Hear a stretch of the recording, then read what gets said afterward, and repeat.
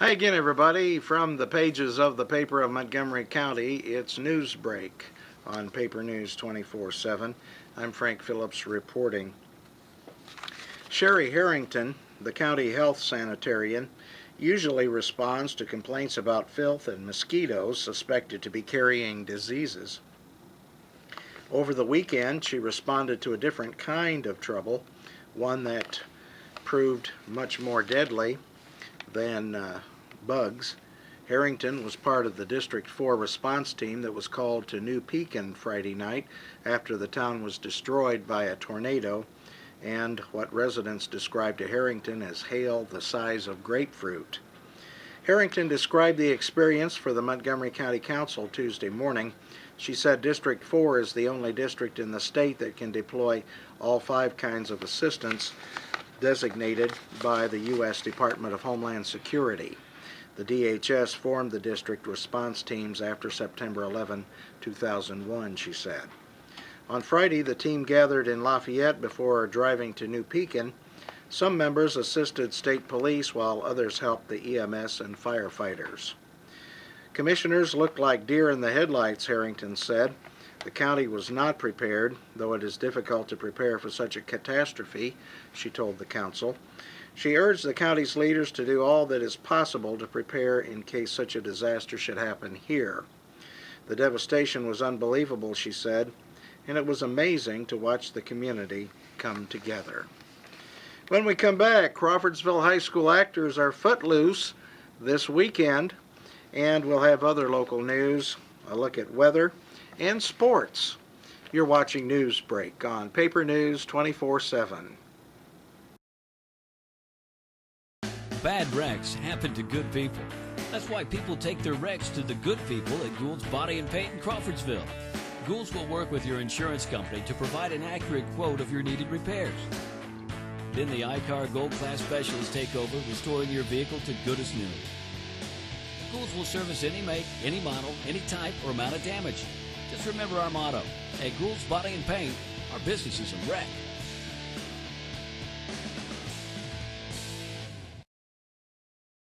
At Zahn's Floor Covering, we don't offer washers, paint, or lumber. Floor covering is our expertise for your home or office. At Zahn's Floor Covering, we offer luxurious styles of carpeting and realistic-looking vinyl patterns, and we do it better than anyone else. You'll fall in love with the possibilities at Zahn's, all backed by professional installation, superior personal service, and our 3-year installation warranty. Stop by Zahn's today and see why we want to be everywhere you are. And we're back. The current musical at Crawfordsville High School has made the actors stop and think and maybe grow just a little bit. Footloose will be live on stage Thursday, Friday, and Sunday. Showtimes are Thursday and Friday at 7 p.m. and Sunday at 2:30 p.m. Jordana Bilyeu is a newcomer to CHS. She moved here about a year ago and is playing Rusty, a carefree, hopeless romantic who is falling in love with Willard Hewitt and is trying to play Cupid for some of her friends. Jordana said she has learned some things while thinking about her character. I've learned to make a lot of friends and be open, she said. Craig Brainerd plays Rusty's friend Willard Hewitt. He said until the play, or he said doing the play, has reinforced his confidence in his ability to be himself, and that's a good thing. Footloose is the story of the journey of one town to accept young people and to accept the tragedy that has befallen the community, said Sam Vaught, who plays the Reverend Shaw Moore. The town has lost 4 kids in a car accident 4 years earlier, and the Reverend has overcompensated and doesn't want to allow the kids to dance. Vaught, who has been in many productions over the years, called Reverend Shaw his most difficult role. Coming off Charlie Brown last year, which was about children, I've been digging into this character and I've grown as a result, Vaught said. Lindsay Johnson plays the Reverend's wife, Vi Moore. She struggles with the Reverend over how to raise their daughter, Ariel, played by Faith Gooding. Stirring things up is the new kid from Chicago, Ren McCormick, played by Brandon Beck. Megan Burke is helping her good friend Kaylin Davis direct the show. Footloose is one of the best musicals ported over from a movie, Burke said. It's a fun show. The kids are having fun. Burke said she knows they are having fun because they enjoy rehearsals and they learned the music and the choreography very fast. She also praised the remake of Footloose that came out this week to the movie theaters.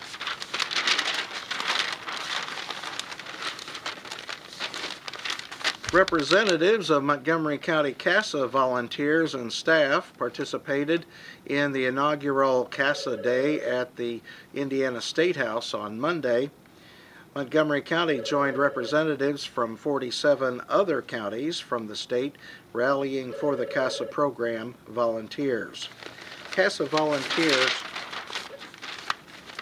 advocate on behalf of abused and neglected children who are involved in the child welfare system. They are able to provide a voice in the court for the child, making sure the child's best interests are presented to the court system. They also strive to have the child in a permanent, safe, and loving home as soon as possible. If you or someone you know would be interested in becoming a CASA volunteer, please contact Jane Christofferson at area code 765-362-0694, extension 13. She will discuss how you can start meeting the needs of abused and neglected children in Montgomery County. Attending from Montgomery County, and you can see these on the picture on your screen. Left to right are Jane Christofferson, Lori Hatcher, Kathy Walker, Kayla Hens, Sue Brassel, Jerry Turner, Os Brooks, Lucy Brooks, and Jack Geltzeitner.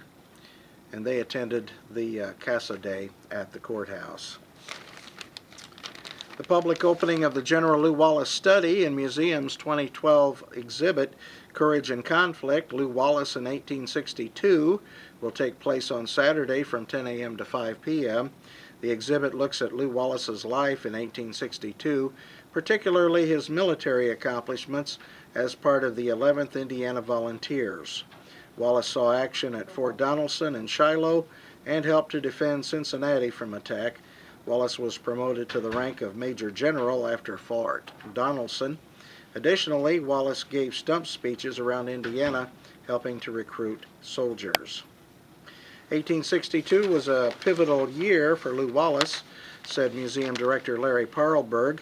He experienced real battle, which he craved, and personal success, but he also ran into professional controversies that followed him the rest of the war, and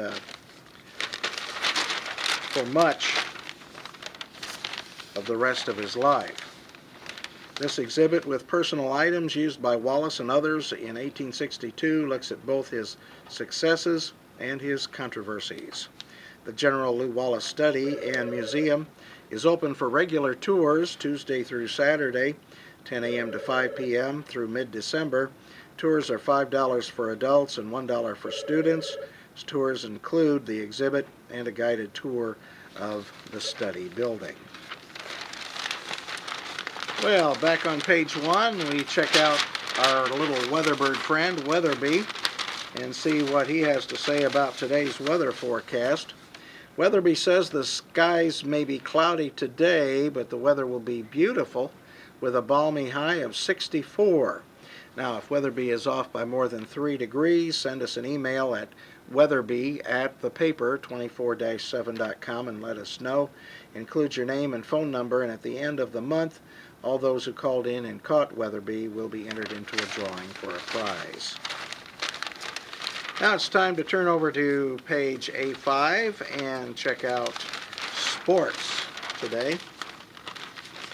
Our new sports editor, Ross Flint, says several local track and field athletes qualified for the Hoosier State Relay meet in 10 days with an impressive night at Wabash College in the Little Giant Charger Classic. Southmont coach Marvin Walters said he believed 4 of his athletes qualified in their respective events.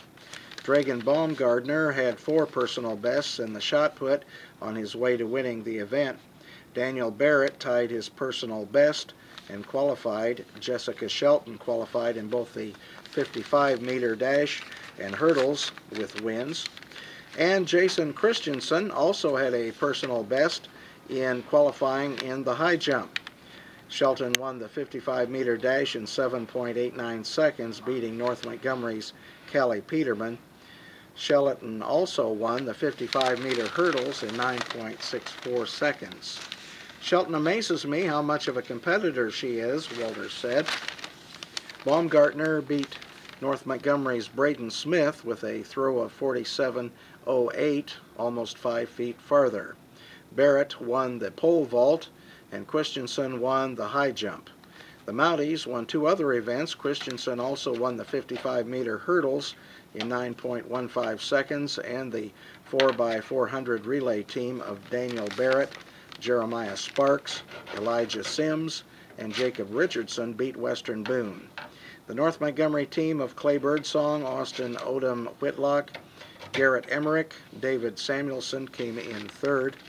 I was pleased with the efforts the kids gave, Walters said. We'll have another chance to qualify Friday at the Sagamore Conference indoor meet, also at Wabash. North Montgomery also had a good meet. The Chargers had 3 runner-up finishes.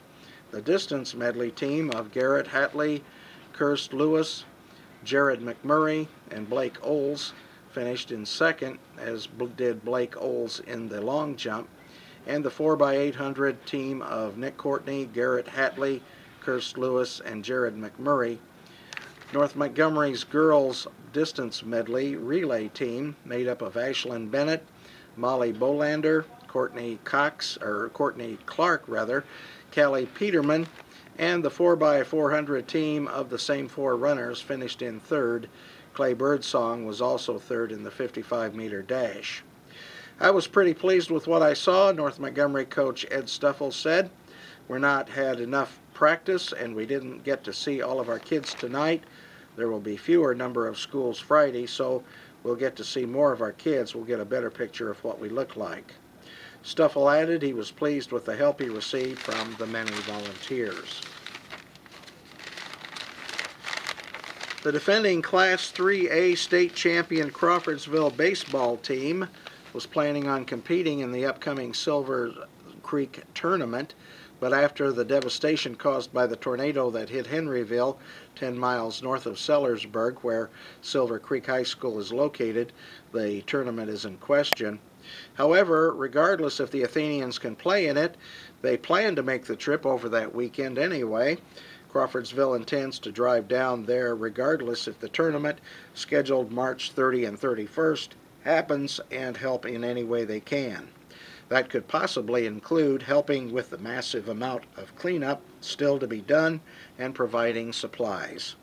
The baseball team is also raising money and gift cards for the victims.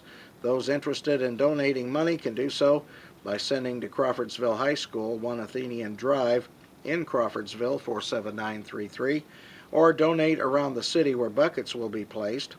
Among those affected by the devastation was Silver Creek's baseball coach Joe Decker and his family. Decker's wife Stephanie was severely injured protecting their 2 children in the basement during the storm. Stephanie and their 2 children, Dominic, 8, and Reese, 5, were in the basement when the roof of the house collapsed onto them. Stephanie shielded the children from harm's way, and in doing so, lost portions of both legs from being crushed by the roof toppling on her. After the tornado blew through, Dominic crawled out and found help. Stephanie was transported to the hospital in Charlestown and was then flighted to University Hospital in Louisville, where portions of both legs were amputated. Doctors amputated her left leg above the knee and right leg below the knee to save her life, and she had internal injuries as well. She's expected to survive, but will need several surgeries in the future. Efforts to help those in need in southern Indiana extend to the Indiana High School Athletic Association, which is setting up a philanthropic effort called Hoosiers for Henryville, an opportunity to rebuild Henryville athletics. The project, which is in partnership with Indianapolis-based MS Communications, will use the remainder of the boys' basketball tournament as a fundraising mechanism. The IHSAA has asked the host regional and semi-state sites to pass the bucket in an effort to help rebuild the Henryville Athletic Department.